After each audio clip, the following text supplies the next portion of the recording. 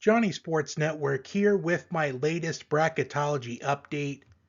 And before I go any further, I wanted to address this is being recorded Monday, February 10th.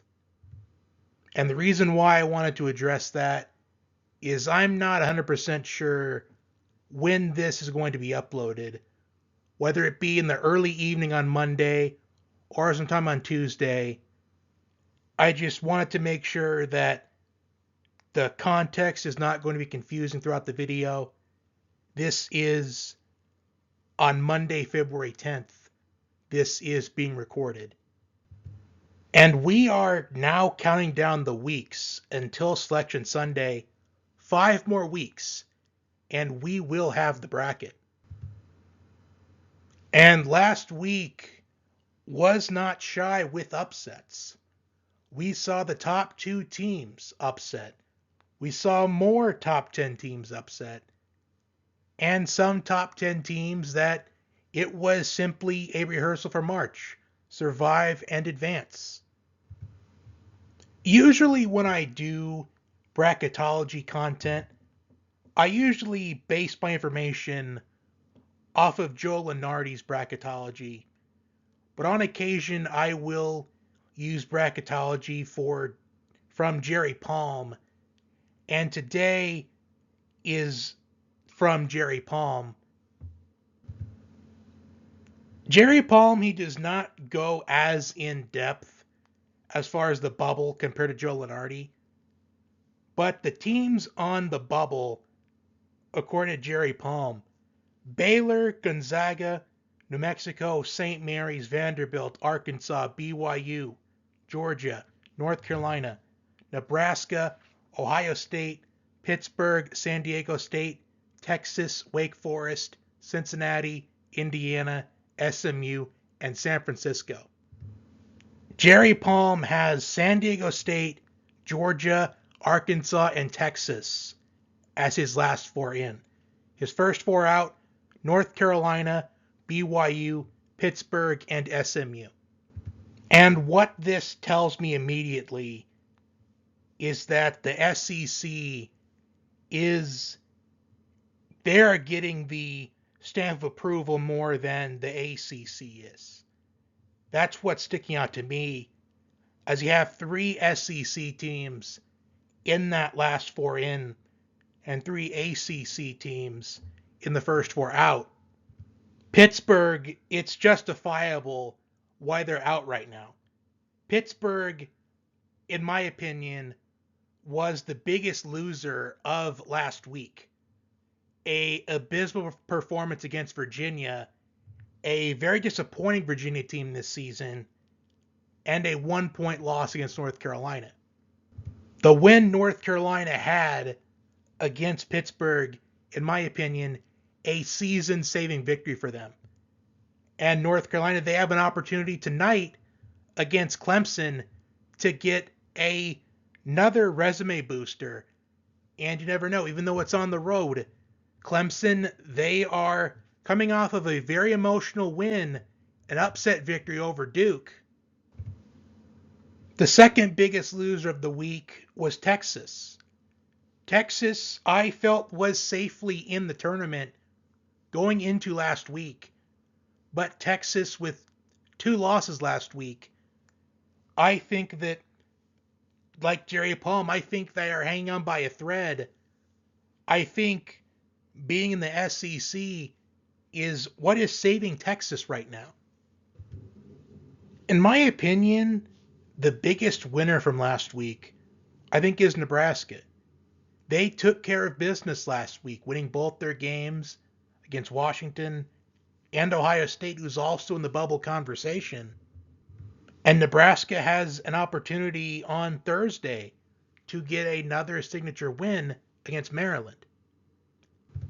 I have Nebraska right now in the field because Nebraska's resume is better than what a lot of people realize.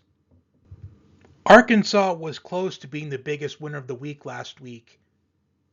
They made a furious comeback against Alabama to bring it to within 3 points, but at the end, Alabama, they were able to close that game out. But Arkansas, they have really saved their season in these last 2 weeks. I did want to talk about Gonzaga, and if I remember correctly, I think last year there was conversations about Gonzaga being on the bubble and potentially missing the tournament. But then they rallied to win their conference tournament, and they made the Sweet 16, which Gonzaga, they have been the safest bet to make the Sweet 16 in the last decade because they've made the Sweet 16 now, I think, 9 or 10 years in a row now. I don't know why anybody would have Gonzaga on the bubble. I mean, I get it, but it doesn't make sense to me because knowing Gonzaga, I do think they are going to win their conference tournament to get the automatic qualifier.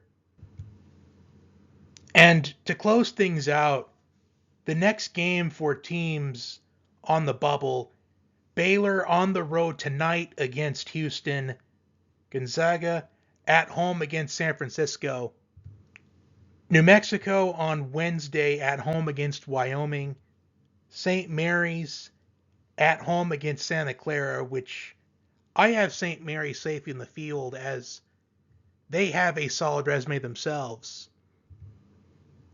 Vanderbilt has a big opportunity this week. At home against Auburn tomorrow on Tuesday, and then on the road against Tennessee this weekend. Vanderbilt, they've been a team that has been in and out of the bubble picture throughout these last few weeks. Arkansas at home on Wednesday against LSU. BYU on the road tomorrow night on Tuesday at West Virginia. Georgia on the road tomorrow night against Texas A&M. As addressed earlier, North Carolina tonight on the road against Clemson. Nebraska, also as addressed earlier, Thursday night at home against Maryland. Ohio State, Wednesday night at home against Washington. Pittsburgh on the road against SMU tomorrow night. San Diego State on the road tomorrow night against San Jose State. Texas at home against Alabama tomorrow night. Wake Forest at home against Florida State on Wednesday night. Cincinnati at home against Utah tomorrow night. Indiana tomorrow night on the road against Michigan State. And to make matters worse for Indiana, it was announced that Mike Woodson will not be returning as the Indiana head coach next season. So that is a bit of a distraction for Indiana. Well, to say it is a bit of a distraction, an understatement for a team that is on the bubble and a team who has not done themselves any favors in these past couple of weeks. But a chance to get back on track on the road against Michigan State tomorrow night. SMU, as addressed earlier, at home against Pittsburgh tomorrow night. San Francisco, also as addressed earlier, on the road against Gonzaga on Thursday night. And that will do it for my latest bracketology update. Next week, I will be doing a practice bracket. But if there is anyone out there that has a bracket for anybody to fill out, a practice bracket, I'm open to filling out your personal custom-made bracket for the next bracketology update. Until next time, have a good one.